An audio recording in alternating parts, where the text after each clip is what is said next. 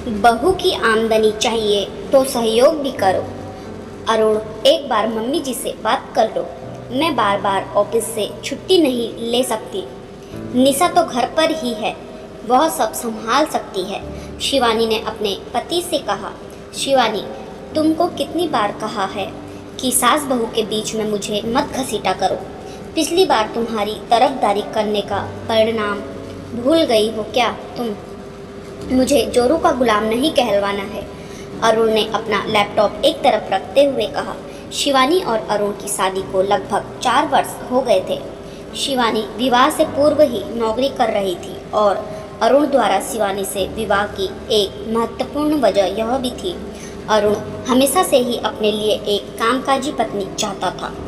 पत्नी के कामकाजी होने से अतिरिक्त आमदनी हो जाती है और साथ ही घर और दफ्तर के कामकाज से थकी पत्नी ज़्यादा किचकिच भी नहीं करती। कामकाजी पत्नी मतलब बैंक में अच्छा बैलेंस और घर में शांति। नौकरी के साथ घर और परिवार संभालना स्त्री की जिम्मेदारी है। अरुण भी इसी सोच की घुट्टी पीकर बड़ा हुआ था। शिवानी स्वयं भी यही मानती थी कि स्त्री चाहे कितनी ही आर्थिक रूप से स्वतंत्र हो जाए, तब भी घर परिवार को बात कर रखना उसी की जिम्मेदारी है। पढ़ी लिखी स्त्रियां समान अधिकार आदि की बेकार तथा फालतू बातें कर करके अपना घर तोड़ लेती हैं। स्त्री कितनी ही पढ़ लिख ले, उसे घर परिवार को ही प्राथमिकता देनी चाहिए। समझदारी की अपेक्षा हमेशा स्त्री से ही होती है। लड़की को तो हमने पढ़ा लिखा कर बाहर की दुनिया का द्वार दिखा दिया, लेकिन लड़कों को ऐसी पढ़ी लिखी लड़की के साथ रहना और घर के साथ साथ उससे जुड़ी जिम्मेदारियों का द्वार दिखाना भूल ही गए। शिवानी और अरुण दोनों ही इसी सोच के साथ बड़े हुए थे, जहां घर परिवार की जरा सी भी जिम्मेदारी पूरी न कर पाने पर स्त्री ग्लानि का शिकार हो जाती है और वही पुरुष को लगता है कि अन्य स्त्रियां भी तो नौकरी के साथ अपना घर परिवार संभालती हैं। करियर को लेकर महत्वाकांक्षा रखने वाली लड़की किसी को सुहाती नहीं है।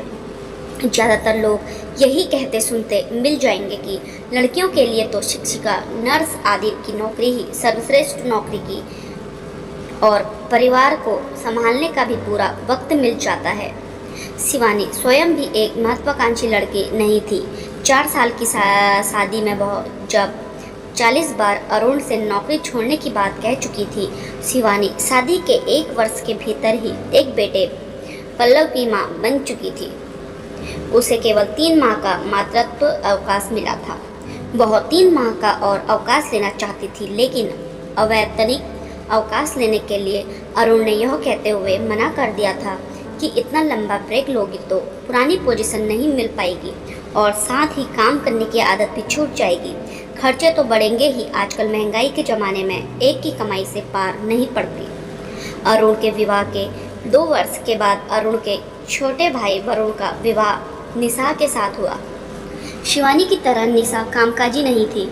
निशा के आने के बाद शिवानी भी निशा की तरह घर पर ही रहना चाहती थी, लेकिन अरुण ने उसके नौकरी छोड़ने के निर्णय पर यह बात कहते हुए सहमति नहीं दी कि वरुण का वेतन मुझसे ज़्यादा है, इसलिए उसकी पत्नी को नौकरी करने की आवश्यकता नहीं, लेकिन तुम्हें है। शिवानी के पर अरुण की बातों का कोई जवाब नहीं होता है या वह देना नहीं चाहती थी। जवाब तलब करके वह बात ज़्यादा नहीं बढ़ाना चाहती थी। उसने यही सीखा था कि एक जना अगर चुप हो जाए तो बहस आगे बढ़ती नहीं है। चुप होने वाला एक जना हमेशा वही होती है थी, क्योंकि चुप रहने की सीख हमेशा लड़कियों को ही तो दी जाती है। शिवानी कई बार सोचती कि नौकरी पेशा स्त्री दोहरी मार सहती है। घर वाले और ऑफिस वाले दोनों की अपेक्षाओं का बोझ उसे सहना पड़ता है। कई बार सोचती कि इससे अच्छा तो अनपढ़ ही रह जाती। उधर सास को हमेशा लगता कि बहू नौकरी के बहाने घर से बाहर मौज मस्ती करने जाती है। निशा भले ही घर पर रहती थी, लेकिन अभी भी घर की ज़्यादा जिम्मेदारियां शिवानी के सिर पर ही थी। आज निशा की शादी को भी लगभग 2 साल होने आए थे, तब भी घर पर होने वाली सत्यनारायण कथा के लिए शिवानी को छुट्टी लेने के लिए बोला जा रहा था। अरुण अपना लैपटॉप बंद करके कमरे से बाहर जा चुका था। अपनी लाचारी पर शिवानी की आंखों से आंसू बह चल रहे थे। कुछ सोचकर उसने अपने आंसू पोंछी और सासू माँ के कमरे की तरफ अपने कदम बढ़ा दिए। सासू माँ के कमरे में सबकी बातचीत करने की आवाज़ आ रही थी। अरे शिवानी, मैं और निशा कथा के लिए पीले रंग की गोटा पत्ती की साड़ी पहनेंगे। तुम भी अपनी साड़ी तैयार करवा लेना। कमरे के दरवाजे पर शिवानी को देखकर सास सुभ्रा जी ने कहा, जी मम्मी जी, और हाँ, पूजा के लिए 2 दिन की छुट्टी ले लेना। सुभ्रा जी ने हमेशा की तरह शिवानी को अपना फरमान सुना दिया था, हर दूसरे व्यक्ति की तरह। सुभ्रा जी को भी यही लगता था कि औरतें नौकरी बाहर घूमने फिरने के लिए करती हैं, जब चाहे तब उन्हें छुट्टी मिल सकती है या छुट्टी ले लेनी चाहिए। वैसे भी औरतों की प्राथमिकता घर और परिवार ही होना चाहिए, करियर और नौकरी नहीं।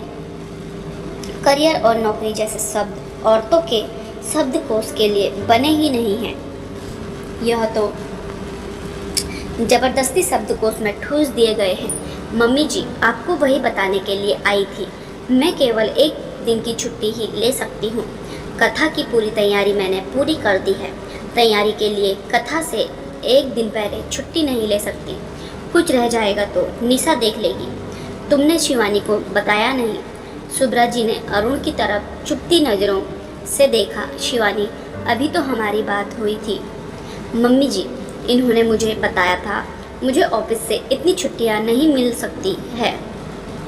आप कहेंगी तो मैं भी निशा की तरह घर पर रह सकती हूँ। अपने परिवार और नौकरी में मुझे परिवार ही प्यारा है। मैं यह नौकरी कोई अपनी पहचान या आत्मसम्मान के लिए नहीं कर रही हूँ, लेकिन बार बार छुट्टियों के लिए मुझे अपने बॉस के सामने हाथ फैलाना, गिड़गिड़ाना मेरे आत्मसम्मान की धज्जियाँ उड़ा देता है। मेरे परिवार को भी कटघरे में खड़ा कर देता है। कहना क्या चाहती हो बहू? इस बार ससुर जी नरेंद्र जी ने पूछा। पापा जी, मेरे ऑफिस वालों को लगता है कि या तो मेरा परिवार मेरी नौकरी से नाखुश है, इसलिए मुझे सहयोग नहीं करते हैं, या फिर मैं अपने परिवार का बहाना बनाकर छुट्टी ले लेती हूँ और काम चोरी करती हूँ। शिवानी, 1 दिन की अतिरिक्त छुट्टी लेने के लिए क्या कह दिया कि तुम्हारे मन में जो आ रहा है बोले जा रही हो? सुभ्रा जी ने कहा, बहू को कहने दो। मैं तो अपनी बहू को सुपर वुमेन समझ रहा था, जो कि घर और ऑफिस अच्छे से संभाल रही है। तुमने पहले कभी कुछ कहा ही नहीं। अरुण का भी यही कहना था कि शिवानी सब कुछ संभाल सकती है। ससुर जी ने अरुण पर तिरछी नज़र डालते हुए कहा। अरुण के चेहरे के सकपकाहट ने नरेंद्र जी को बहुत कुछ बता दिया था। नरेंद्र जी को भी वर्षों का अनुभव था, लेकिन उन्होंने भी कभी यह नहीं सोचा था कि औरतें भी थकती हैं। पापा जी, मैं क्या कोई भी महिला सुपर वुमेन नहीं होती। हम सब महिलाओं की तरफ एक सीमा होती है। मैं आज अपनी वह सीमा बताने की कोशिश कर रही हूँ। पहले इसलिए नहीं कहा कि आप लोग खुद ही समझ जाएंगे। शिवानी का गला भर आया था। बहू, हम समझ नहीं पाए, उसके लिए हम सबको माफ़ कर दो। नरेंद्र जी ने शिवानी पर प्यार भरी नज़र डालते हुए कहा। शिवानी ने अपनी गालों तक लुढ़क आए आंसू पोंछ डाले थे। कमरे में एकदम सन्नाटा छा गया था। अगर हमें बहू की नौकरी से आ रही आमदनी चाहिए तो उसे पूरा सहयोग भी करना होगा। अरुण, तुम तो दफ्तर से आकर 1 गिलास पानी तक भी खुद नहीं पीते, फिर हम शिवानी से सब कुछ करने की उम्मीद कैसे कर सकते हैं? नरेंद्र जी का बोलना बदस्तूर जारी था। पापा जी, मुझे घर का काम करने में कोई परेशानी नहीं है, बस आप सबका थोड़ा सा सहयोग चाहिए। शिवानी ने कहा। बिल्कुल बहू, आज से हम सब तुमको सहयोग देंगे। सुभ्रा जी ने भी नरेंद्र जी की हाँ में हाँ मिलाते हुए कहा।